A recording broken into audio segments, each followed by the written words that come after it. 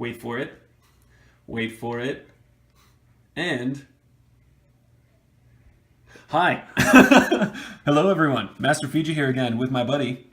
Dayman. I don't know why he always talks really quiet when we record these. I think he does. And then the second the deck starts going, he's gonna be like, okay, and then we do this, and then that, and my name is Dayman, and I do this. I'm not dissing you. I'm not dissing you. Guys, this is, I don't know, Dayman, you can speak for yourself, but this is probably my least favorite commander / J ruler dude that came out in... Speaking Magic terms. Yeah, I'm always in Magic terms, man. This is my least favorite J ruler that came out in... Legacy Lost. I was about to say Battle for the Frozen Casket. My brain's so messed up right now. Okay, so our deck profile that we're going to do today is Invading Demon of Water, Valentina. Valentina, the released terror. So honestly, we're doing the freaking like toddler temper tantrum deck. Yeah, like she's possessed and just really pissed off, and it does things. So in our opinion, right? We share this opinion. Yeah. This is like the worst J ruler that came out in the current set right now, and we just wanted to see if maybe we could make like a good deck out of her. Yeah, because what else came out in this set? Lumia is amazing. Lumia's just like hands down the best. Faria. Faria is pretty good. We need to make a deck with that. We haven't really dabbled in Faria yet. Her abilities are pretty like selective as well with the whole inheritance thing. Then we've got Soul. He's pretty good, but there's not too many different builds you can make without making him the most like efficient that he can be made. Yeah. Who was the black ones? Oh, the Fox. Yeah, Fox guy is ridiculously good. Again, super like block in terms of like his best deck build. Mm-hmm. And that's it, right? That's 5? Faria, Fox, Valentina, Soul, Lumia. Yeah. Okay, so that's all of them. She's just like the worst. In our opinion. I'm sure there's probably some good builds with her, but honestly, I couldn't think. There just isn't. There's not. I'm sure you people might have a really good build. If what do you mean, you people? The people who leave comments and stuff. And if you do have a good build, definitely leave a comment and tell us about it, because we'd like to see her be played not badly. Okay, guys, we're gonna sound a little desperate here, but we need feedback on this one. Like, we need feedback. We don't know what we're doing with this one, man. We kind of just threw something together with the 2 colors. Actually, we put in a 3rd one, and we're like, he's something. He does a thing. We can't even come up with a name for this video, because it's the... I asked Dayman, what does this deck do? And he's like... It's like, this deck is equivalent to that kid who sits in the back of the room eating glue. Yeah. Yeah. Anyways, let's get started. Man, Valentina, what happened to you, man? You used to be cool. Let's get started before we're like 40 minutes in. Okay, should we? Okay, let's read out her abilities. Okay, so she's got the Judgment of 3, 1 blue, 1 black, and 1 colorless, and she's got Energize. Again, that's probably the best thing this card does.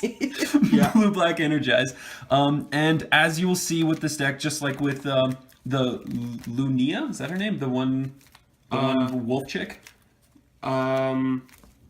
You know, the Cthulhu J ruler from the last set. Nyarlathotep. Just like with Nyarlathotep, how I like to run her anyway, she's better on her ruler side than she is on her J ruler side. So with our deck, we're actually going to not be flipping her all that much. Okay, so her ability is whenever you play a water chant, target resonator gains -X/0 until the end of turn, where X is the chant's total cost.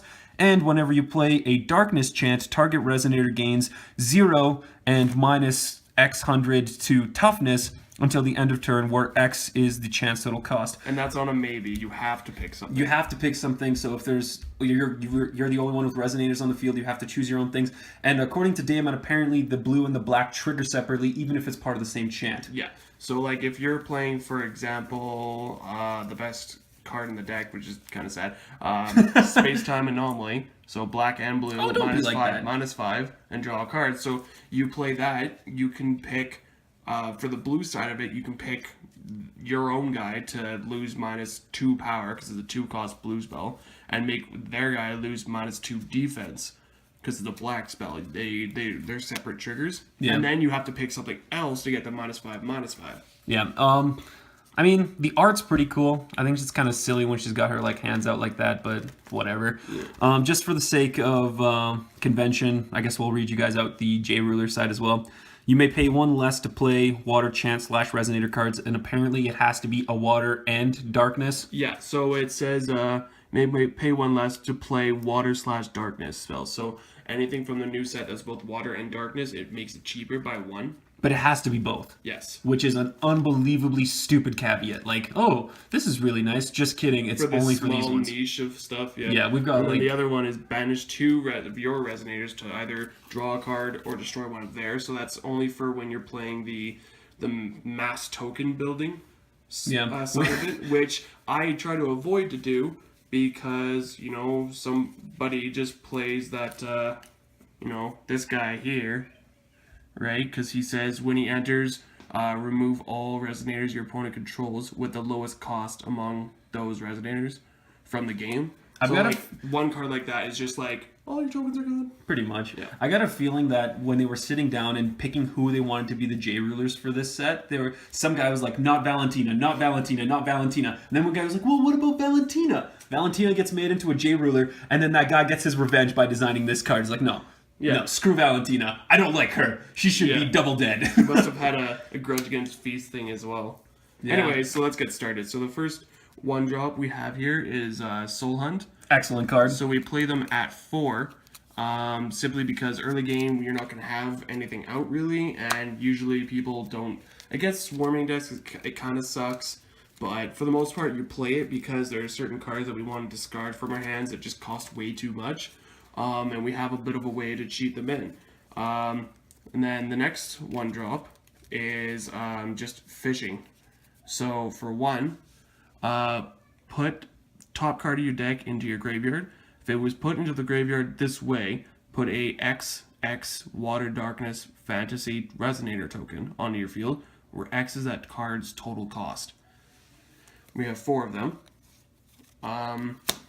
Next, we have Summoning from Memoria at 3. So look at the top 3 cards of your deck, put a card from among them into your hand, put the rest on the bottom of your deck in any order. Just a nice little filter. We have 4 Charlotte's Water Transformation Magic, so Quick Cast and Remnant. Target Resonator loses all abilities and becomes a 4/4 bear until end of turn. Best card from Frozen Casket, by far. We have 1 Black Moonbeam.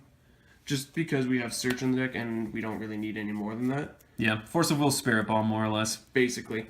We have 4 Faded Reunion. So we're not really going to get that the choose both, since we're not going to have that many Resonators out. We actually just use this to put the card on top. We don't use it really for the draw. So search your main deck. So choose 1. If you control 2 or more Darkness J/Resonators, you may choose both. And it says you may, so you don't have to. Search your deck for a card, shuffle it, and put it on top, basically. Or draw a card. We use this to cheat certain cards on top, and then use the fishing to know exactly what we're going to fish out and put in the grave. Yeah. Is it weird that every time you pronounce the word Faded Reunion, like the words Faded Reunion, I think you're saying Faded Reunion? And I'm just imagining a bunch of, like, hippies... Faded, like a bunch of hippies meeting up for the first time, like, yo, man, I haven't seen you in years. Oh, yeah, I think that's just you. All right, Space Time Anomaly. Best card in this deck, just Remnant, kidding. Instant, so quick cast.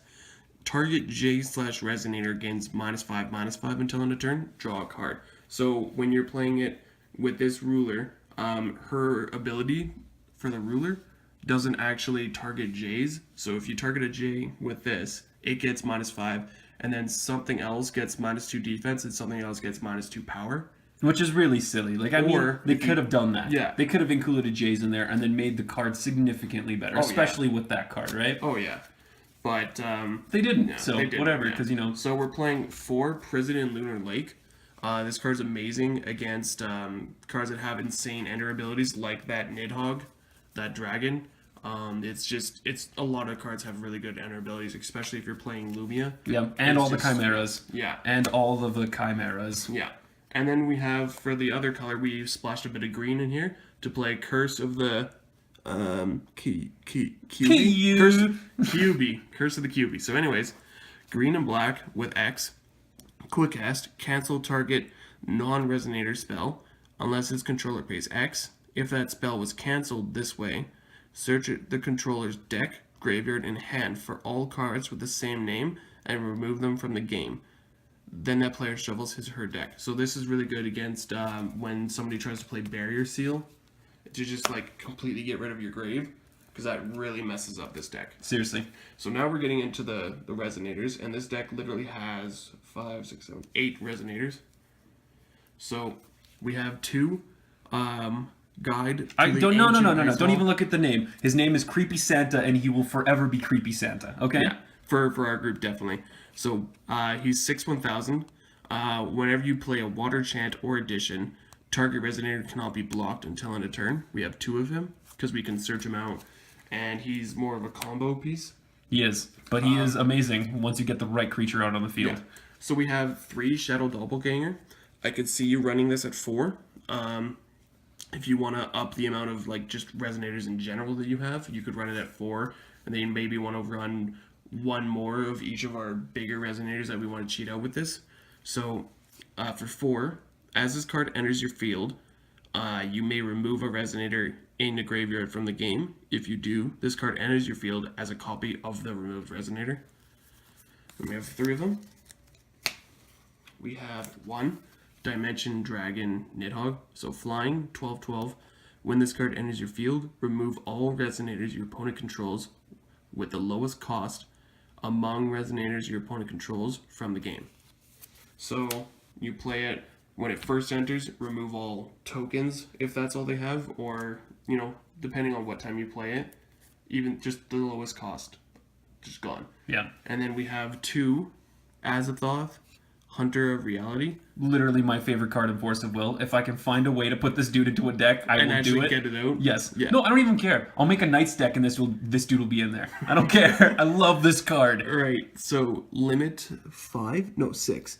Limit 6. So this is one of the major cards that we want to cheat. We want to use Faded to put it on top, and then we want to fish it into the grave to get that 8/8 token, and then we use Shadow Doppelganger to copy it and put it into play that way, or just stall crazy until you get to that amount to actually cast it.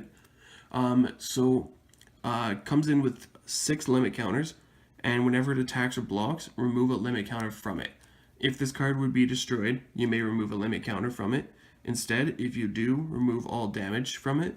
Whenever this card attacks or blocks, destroy target J/Resonator. So this is the major, insane beat stick of the deck. At the end of turn, if there are no limit counters on this card, destroy it. If you do, this card deals 2,000 to you. So a way around that is that we can, once you get low on limit counters, we can use Soulhunt and just get rid of it from our hand. Yeah, just get rid of it from field instead of getting to that point where it kills you. Yeah, I mean, if we make it that far. But ideally, we want to find ways to cheat this dude into our grave, especially if we can do it off the top of our deck, because then we'll get 8/8s, black, blue, fantasy creatures, whatever those things are. So we get 2 creatures out of that, and then drop a Doppelganger. Get that on camera there. Drop a Doppelganger. We just got 2 big creatures. Yeah, an 8/8 and a 20/20. And then if you have the Creepy Santa out, and you play a Water Chant, that Cthulhu is unblockable, so you hit them for half their life. Pretty much. And then, I mean, most of our Water Chants are actually 2 or less. Most of them are 1, right? So if we play a Summon from Memoria and Bear Transformation Magic same turn, we can have that 8/8 and that Cthulhu, the 20/20 go right at them. So. Yeah. So that works really well. All right. I think that's everything. Let's go over the stones. So we have 3 of these. Since we're not running too many tokens, you could actually run 2 of these and 4 Magic Stone of Dark Depth. But anyways, these, if your ruler isn't Invading Demon of Water Valentina or its other side, it enters the field rested unless you pay 300 life. This card is a Water and a Darkness Magic Stone. Tap, produce either. Or tap, target Resonator token gets 1/1 until end of turn. We're not running too many tokens, so you could run this at 2. Yeah. Honestly, we don't need any of it, but it just helps us to cover our colors. Yeah. So we have 3. You could take one of those off, make this 4. Treat this as a Water and Darkness Magic Stone to Dark Depth, black and blue. Yeah. Of those. And then for the Curse of the Kubi, we have 4 Magic Stone of Black Silence, so black and green. Just kind of cover that green there, and black is more of the major color in this deck, so Yeah. So that was our attempt at our least favorite J-Ruler. Yeah. So do you think we made the deck, Damon? Is okay. We tested it against my very, very, very aggressive Lumia. The utility belt one. Yeah, the Batman's utility belt Lumia deck. Yeah, we're gonna have to post that one as well. Yeah, so I tested against that. It got severely destroyed. Yeah. But I mean, for some reason, that just seems to be our standard now. It's like the best deck that we've built in the last little while, so every time we make a new deck, we try to see how long it can survive. I don't think a deck has actually beaten that deck yet, so it's not a, hey, can we beat this deck? No, it's a, well, this one made it to turn 7, so it's gotta be good. Yeah, so that's our standard of excellence, or standard of not sucking too bad.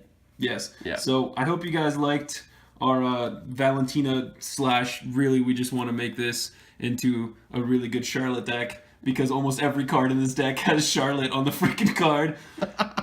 Please, like really double chocolatey fudge covered, please. You know what? This deck could be a Charlotte deck. We should just make this into a Charlotte deck. We should really. Tune in next time when we turn this deck into a Charlotte deck.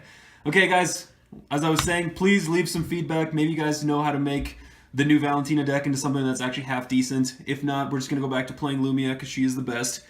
Like, subscribe, and we'll check you out next time. All right, have a good one.